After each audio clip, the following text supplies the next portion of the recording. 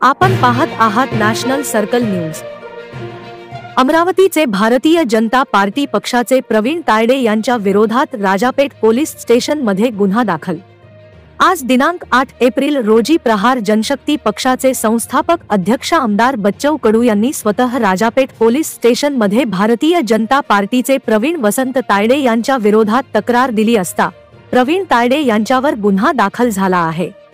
4 April रोजी दसरा मैदान येथे झालेल्या भाजपाच्या उमेदवार नवनीत राणा यांच्या प्रचार रॅलीमध्ये प्रवीण तायडे यांनी आमदार बच्चू कडू यांच्या विरोधात जनतेमध्ये खोटे आरोप लावत ते उमेदवारापासून पैसे घेऊन उमेदवार उभे करतात व कंस्ट्रक्शन कंपनीमध्ये पैसे इन्व्हेस्ट करतात, तसेच फिनले मिल विकत घेणार होते असे गंभीर आरोप प्रवीण तायडे यांनी आमदार बच्चू कडू यांच्यावर टीका करत जनतेसमोर मांडले होते।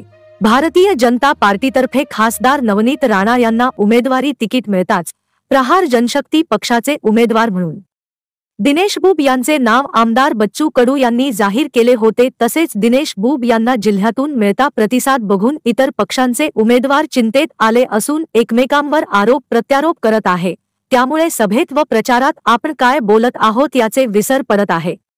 आमदार बच्चू कडू यांनी राजापेठ पोलीस स्टेशन मध्ये तक्रार दिली असता प्रवीण तायडे यांच्यावर भारतीय दंड संहिता 171-500 अंतर्गत गुन्हा दाखल करण्यात आला आहे।